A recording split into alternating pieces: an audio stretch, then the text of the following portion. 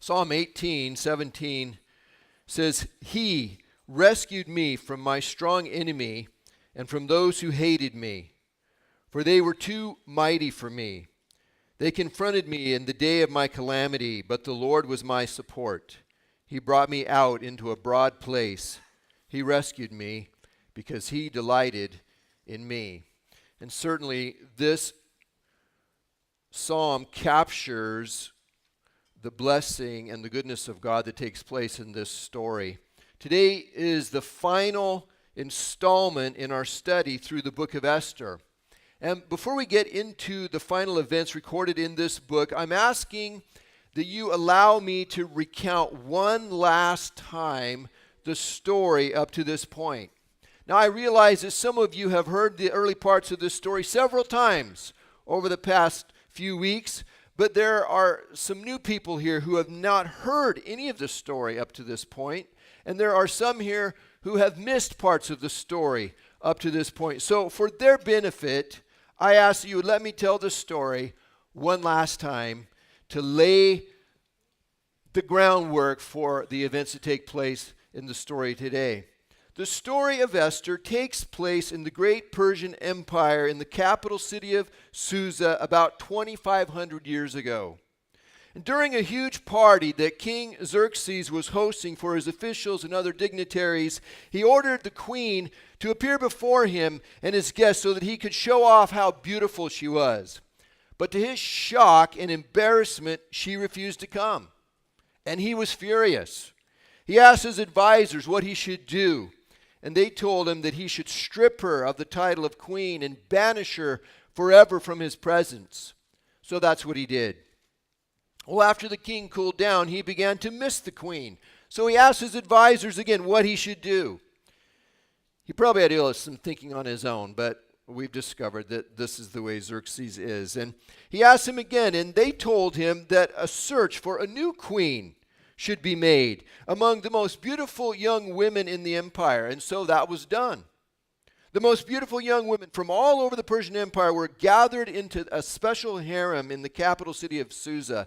And there they were put through a rigorous year-long preparation process. And then, one by one, they would be given an opportunity to meet the king.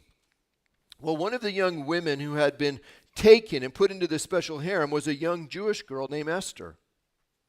After losing both of her parents when she was very young, her older cousin Mordecai adopted her as his own daughter, and he raised her, and he instructed Esther to not tell anyone that she was a Jew or that he and she were related. Well, when Esther's turn came to meet the king, his heart was immediately drawn to her. He fell in love with her, and he made her his new queen. Well, why did the king choose Esther over all of the other candidates? It was not her physical beauty. There were, among all of these women, these are the most beautiful women in all of the empire. So it was something more than just her physical beauty. The thing that set Esther apart was her character, her inner beauty. That was the thing that captured the king's heart. 1 Peter 3:4 says, "Let your adorning be the hidden person of the heart, with the imperishable beauty of a gentle and quiet spirit, which in God's sight is very precious." Well, a few years later, a man named Haman duped the king into appointing him as the number 2 guy in the kingdom, second only to the king in power and authority. And upon his appointment, the king commanded that everyone was to bow down to Haman, showing him special honor. Everyone complied with the king's command except for Mordecai, Esther's adoptive father. He refused to show any kind of honor to Haman, knowing what an evil man he really was. Well, when Haman saw that Mordecai refused to kneel and show him honor, he was enraged, so much so that he looked for a way not only to kill Mordecai, but to wipe out all of the Jewish people in the entire Persian Empire, every man, woman, and child. Haman, he went to the king and he told him that there was a certain people in the kingdom who were a very dangerous element. To protect the king and the kingdom, these people needed to be exterminated. So the king gave Haman unlimited authority to do with these people whatever he thought best not realizing that he had just signed a death warrant for his own queen, Esther. See, neither the king nor Haman nor anyone else knew that Esther was a Jew and that Mordecai was her adoptive father. Haman sent an edict in the name of the king throughout the Persian Empire, giving orders that on the 13th day of the 12th month, everyone was to destroy, kill, and annihilate all of the Jews, young and old, women and children, and to plunder their goods. Well, through a trusted messenger, Mordecai told Esther that she needed to immediately go to the king and plead for the lives of her people, the Jews. Well, that sounded simple enough on the surface. But there was a big problem. No one, not even the queen, was allowed to approach the king unless the king summoned them first. Anyone who attempted to approach the king uninvited was immediately executed. The only exception was if, when the person appeared before the king, he extended his gold scepter toward them, indicating that he would allow them to approach and speak. Esther told Mordecai that there was no way that she could just go in and speak to the king. It had been some 30 days since the king had called for her. It appeared the king was unhappy with her in some way. It would be a suicide mission for her to attempt such a thing.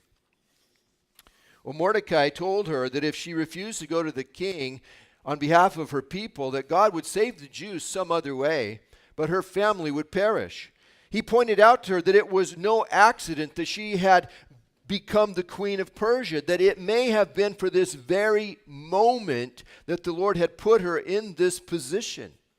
And you know, the same is true for us. We have not been given what we have and not been put in the places that we are in this life just to spend it all on ourselves. There's a larger purpose for our lives than that. Don't spend your time and energy and money on yourself.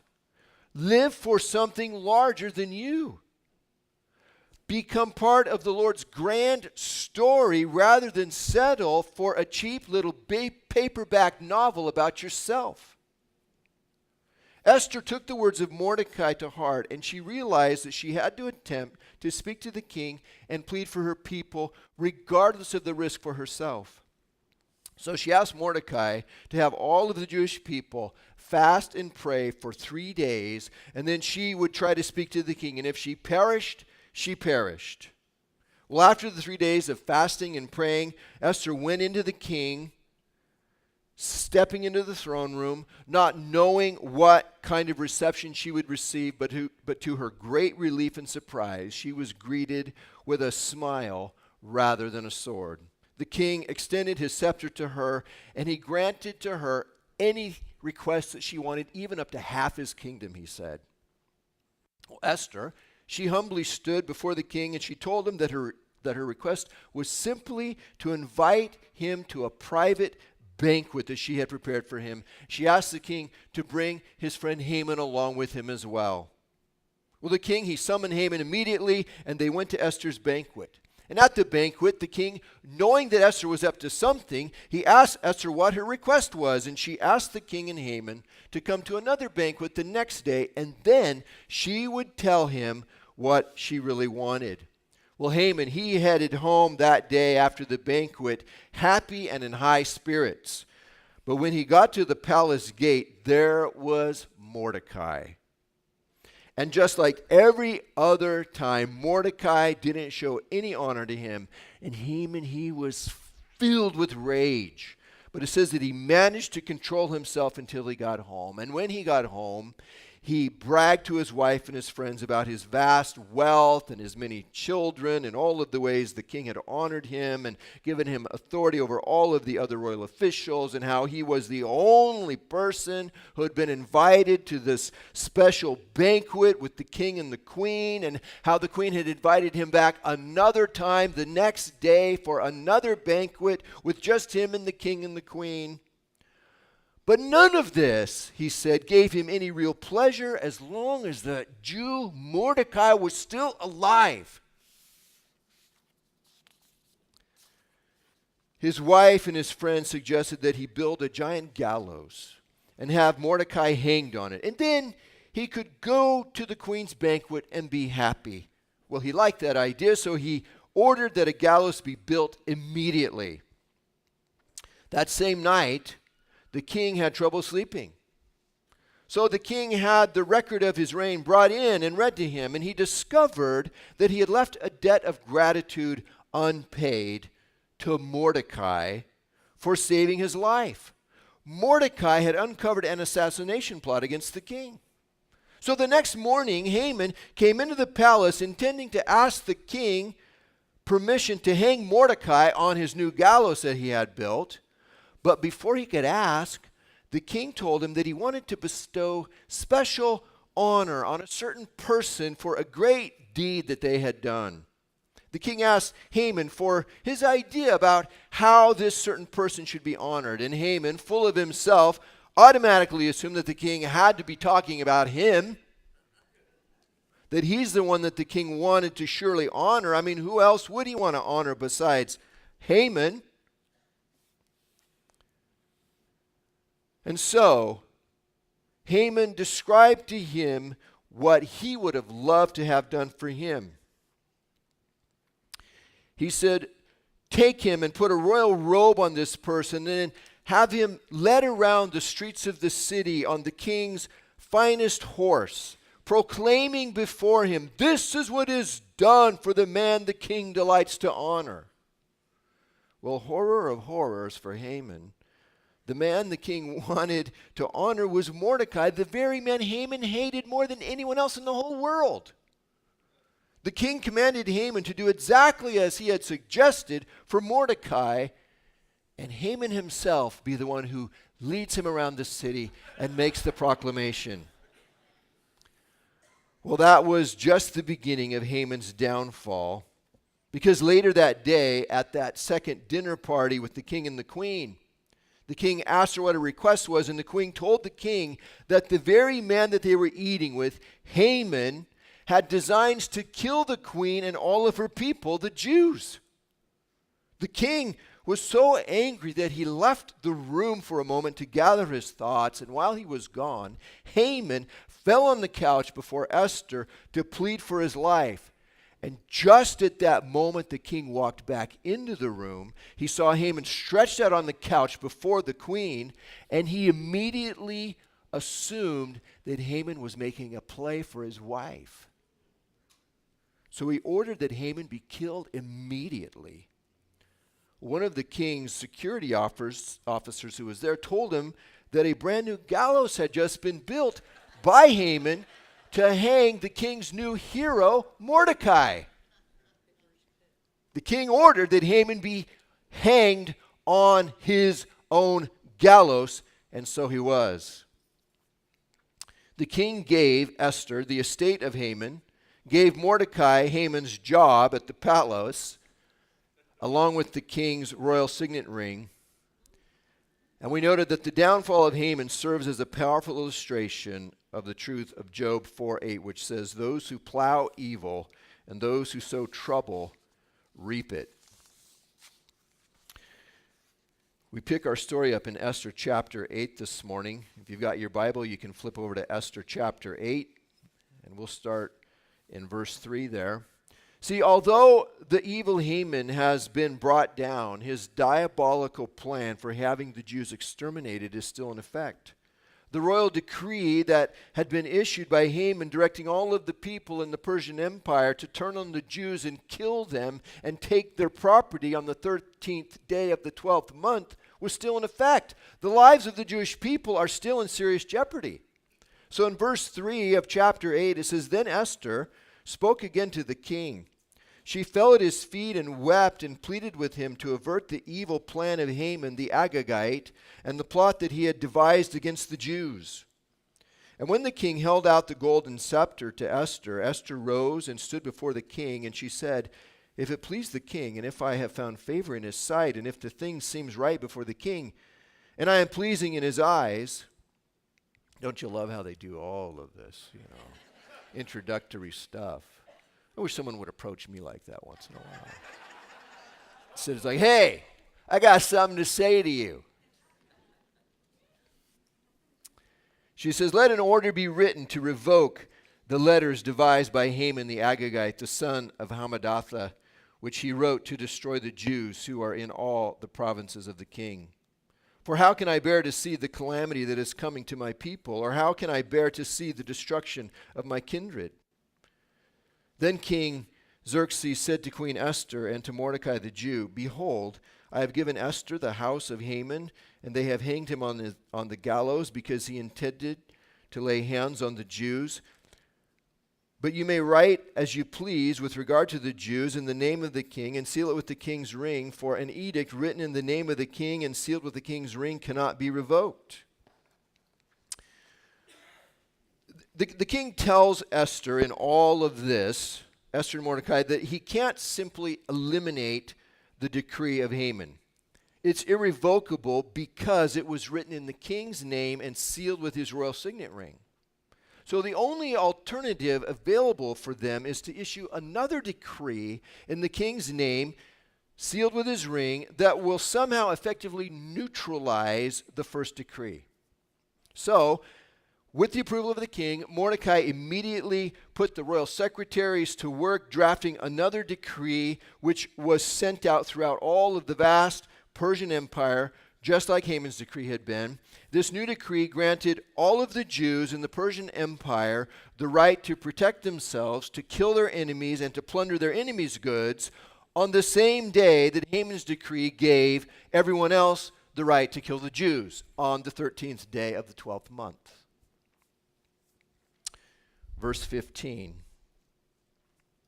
Then Mordecai went out from the presence of the king in royal robes of blue and white, with a great golden crown and a robe of fine linen and purple. And the city of Susa shouted and rejoiced. The Jews had light and gladness and joy and honor. And in every province and in every city, wherever the king's command and his edict reached, there was gladness and joy among the Jews, a feast and a holiday. And many from the peoples of the country declared themselves Jews, for fear of the Jews had fallen on them. There are four things that I want us to take note of here in these final verses of chapter 8. First, I want us to look at the honor that has been bestowed on Mordecai. He goes out from the king's presence wearing royal garments of blue and white, a large gold crown on his head, a purple robe. The honor that Haman had wanted for himself is Mordecai's.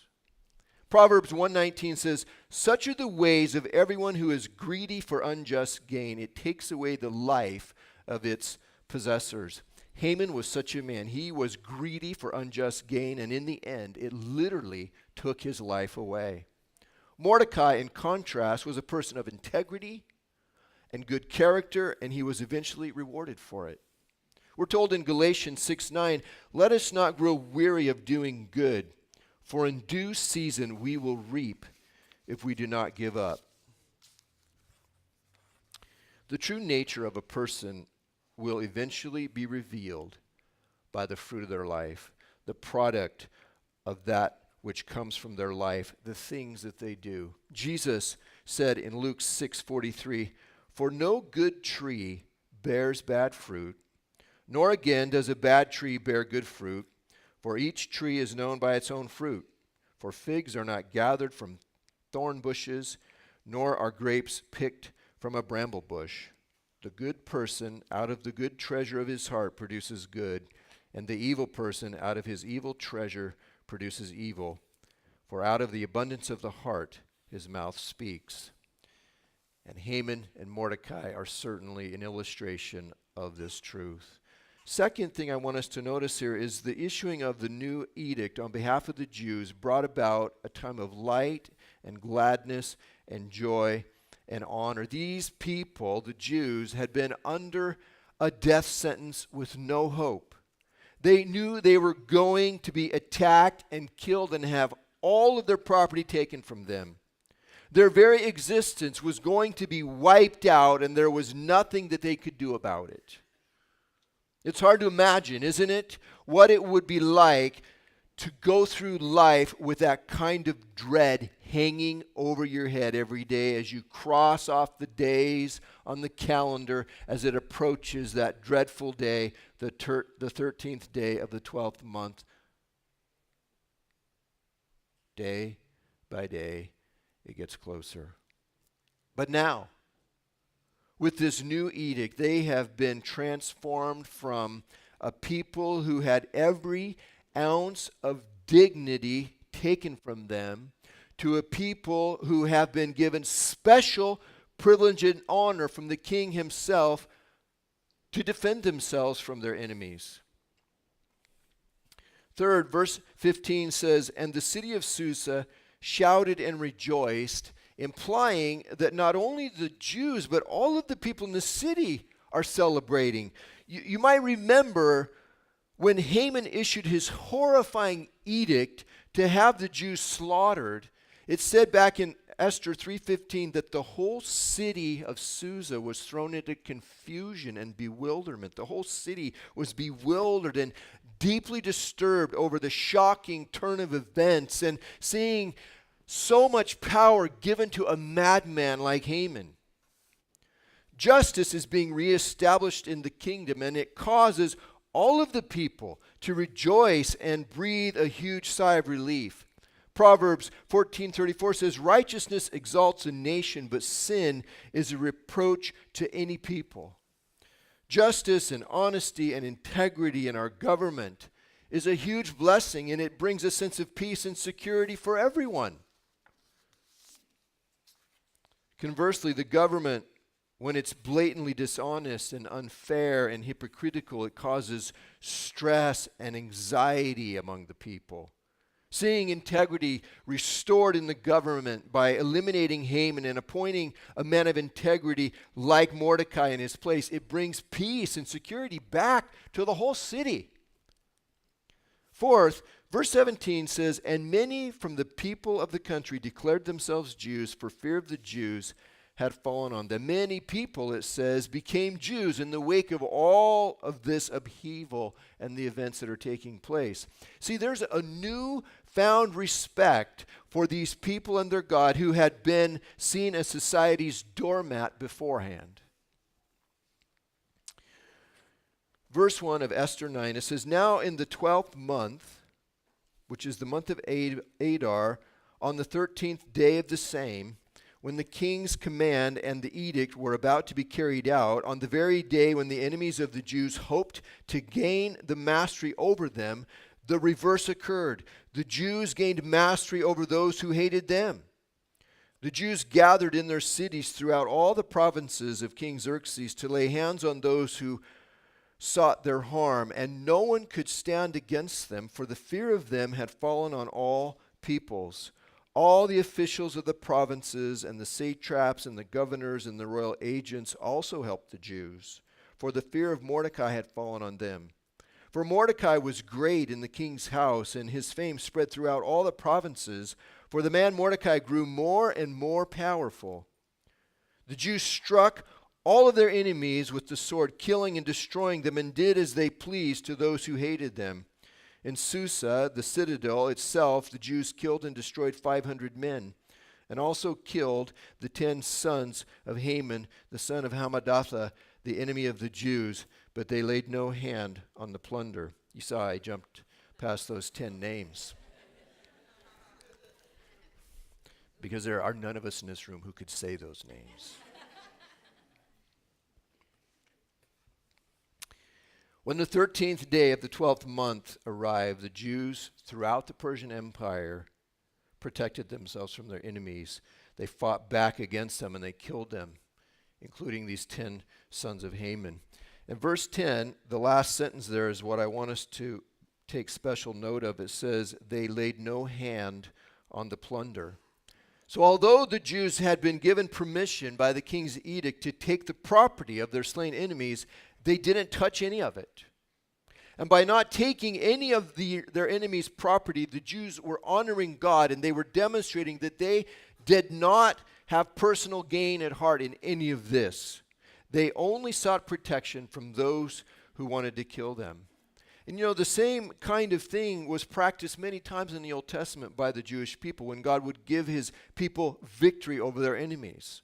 The plunder was left untouched, and it was given as an offering to the Lord, dedicated to him as an acknowledgement that the victory was his. He's the one who brought this great victory.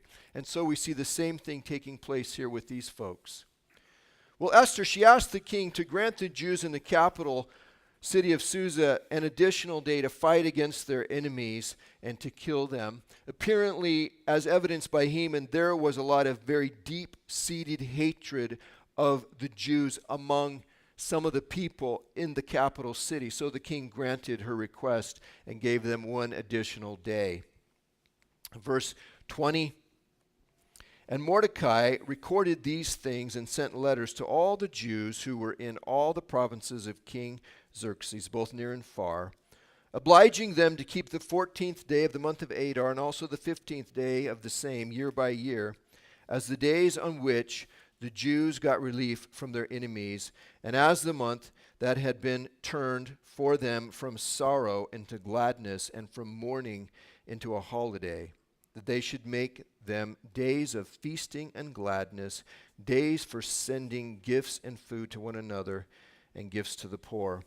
To commemorate the great victory that the Lord had given the Jewish people, Mordecai established the 14th day and the 15th day of the month of Adar as a special Jewish holiday. And 23 describes this further. It says, so the Jews accepted what they had started to do and what Mordecai had written to them. For Haman the Agagite, the son of Hammedatha, the enemy of all the Jews, had plotted against the Jews to destroy them and had cast that is, cast lots, to crush and to destroy them. But when it came before the king, he gave orders in writing that his evil plan that he had devised against the Jews should return on his own head, and that he and his son should be hanged on the gallows. Therefore they called these days Purim, after the term Pur. Therefore, because of all that was written in this letter and of what they had faced in this matter and of what had happened to them, the Jews firmly obliged themselves and their offspring and all who joined them that without fail they would keep these 2 days according to what was written and at the time appointed every year, that these days should be remembered and kept throughout every generation in every clan, province, and city, and that these days of Purim should never fail or fall into disuse among the Jews, nor should the commemoration of these days cease among their descendants. And so the Jewish people still have the festival of Purim that they celebrate to this day, honoring and remembering what the Lord did for his people here in the story of Esther, destroying their enemy Haman.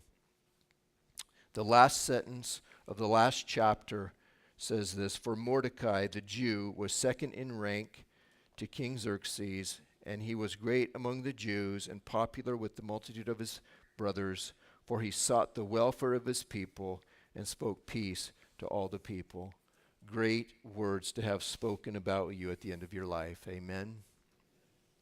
In closing, I just want to say the book of Esther speaks a message of tremendous hope for the people of God. First, the Lord, he's watching over his people, taking care of them. He will never leave you or forsake you. He stood by his people in Esther's day, and he will stand by you in your day too.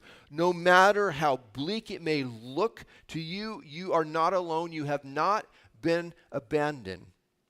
Second, the all-powerful hand of the Lord is more than able to accomplish his will, and he will do it. There is no power or personality in this world that can thwart him. Third, let's follow the example of Esther and Mordecai, who trusted in the Lord even in the middle of what appeared to be the greatest disaster imaginable.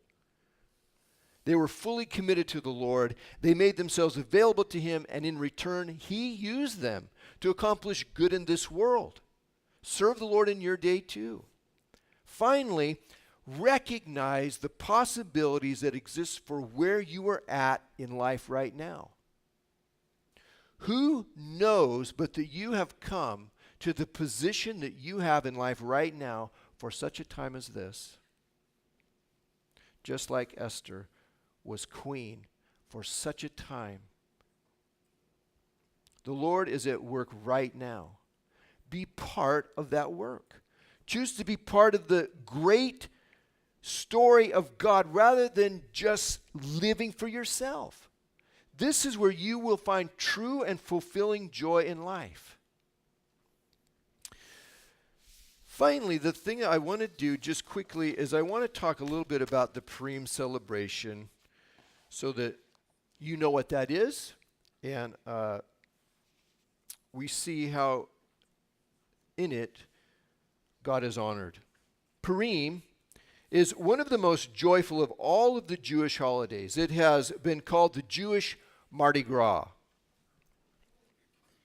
The word Purim means lots, and it refers to the casting of lots that Haman had done to determine the day that he was going to exterminate the Jews, if you remember in this story. The Purim celebration is also sometimes called the Festival of Lots.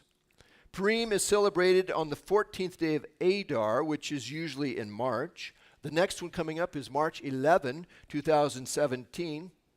You might want to put that on your calendar and jump on this celebration. One of the teachings that comes out of the story of Esther is how God often works in ways that are not immediately obvious. He works behind the scenes oftentimes. It may appear to be mere chance and circumstances, but in reality, the sovereign hand of God is always present, working everything out for his ultimate will and our ultimate good. And this idea is one of the things that comes out in many of the things that are part of the Purim celebration. The celebration itself, there is usually a minor fast on the day before Purim to celebrate and commemorate those 3 days of fasting and prayer that Esther and the people did before she attempted to speak to the king. And then on the day of Purim, the book of Esther is read. The book of Esther is referred to as the Megillah, which means scroll. And some of the scrolls for Purim are very decorative. You may be able to make out some of the illustrations that surround the text in the scroll on the top left. On that scroll are illustrations of Haman's proclamation being carried throughout the empire to have all of the Jews killed. The king extending his scepter to Esther, allowing her to speak to him. Haman honoring Mordecai, leading him around the city on the king's horse. Esther's dinner party with the king and Haman. Haman pleading for his life before Esther. And then finally Haman hanging from the gallows that he had built. And that's in the top left illustration. Up there you can see him swinging from a rope. A beautiful thing. It's customary for people in the audience to boo, to hiss, to stamp their feet and rattle noisemakers that they call graggers whenever the name of Haman is mentioned while the story is being read. So as they're reading along and then the name Haman comes up and you're like, woo, to drown out his name. And that's the idea of it, that Haman's name is to be blotted out, the name of their enemy. Here are some of the graggers or noise makers. The ones in the top right, those are some old ones from days gone by. You see some of the modern cheap plastic ones down in the lower right. And then some of my favorites are the ones made out of Legos in the top left. You're to eat and drink to be merry on this day. The Talmud actually says, quote, a person is to drink until he can't tell the difference between cursed be Haman and blessed be Mordecai. Some of you are going, man, this old Jewish thing has gotten really good. Some have said it means to drink until you can't tell the difference between good and bad. Now, there are differing opinions about how much drinking needs to be done for that to accomplish, but you get the idea. The idea behind drinking until you can't tell the difference between cursed be Haman and blessed be Mordecai is that From our limited perspective, there is a difference, but from God's infinite perspective, there is no difference because he works it all out for ultimate good. Whether it is Haman or Mordecai, we are all going to serve under God's sovereign hand, and he's going to bring good out of things that look bad to us. God is working everything out for his ultimate good and purpose. Now, please don't leave today thinking that I have advocated getting drunk. No letters, please. No emails, no tweets, no texts. I am merely sharing with you some of the Jewish traditions that surround this holiday of Purim. A carnival-type celebration is held with plays, parodies, beauty contests. These are some of the photos of actual Purim celebrations taking place. There's people wearing masks over here. There's a play. This is obviously Haman being led by a stand-in guard. People here dressed up as, Persian peoples and Jews in costumes. And over here, there's the white and blue of royalty, like Mordecai was dressed in. This is all to commemorate various elements of the story. People would wear masks oftentimes in the same way that Esther's true identity was hidden from everyone except Mordecai until the end. God's presence is hidden from everyone until the end. Everything appears to be going one way and then it goes another way in the end. It's a story that's wrapped in disguise, hidden behind a costume, concealed behind a mask until the end. And this is the idea of why people dress up in costumes and wear masks on Purim. Kind of like Halloween for us, I suppose. A common treat that's given out and eaten at Purim are Hamantaschen, which are triangular-shaped fruit-filled cookies. The word, when translated into English, literally means Haman's pockets or Haman's ears. Now, some believe that the cookies are supposed to represent this three-cornered hat that Haman supposedly wore. Others claim that the cookies literally represent Haman's ears, referring to the ancient practice of cutting off the condemned criminal's ears before they are executed. I don't know about all that, but they don't taste like ears. They actually are good. And we have some Hamantaschen cookies for you to try today. Now, in the past, I've actually made the Hamantaschen myself, but I didn't have time to do that this year. I asked Patty Hawkins if her and her crew of people would do that, and she graciously accepted that challenge. This is what they look like.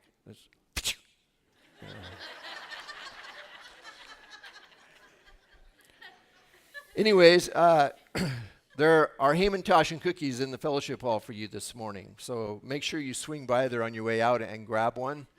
It'll be a fun way for you to conclude this story and kind of cement it into your mind. Psalm 18:17. He rescued me from my strong enemy and from those who hated me, for they were too mighty for me. They confronted me in the day of my calamity, but the Lord was my support. He brought me out into a broad place. He rescued me because he delighted in me. Let's bow our heads for a moment. Father, we thank you for this story of Esther and the great reminder that it is of your goodness and how you watch over and protect your people. You're looking out for us, Lord. Lord, we thank you, too, for the reminder that it gives us that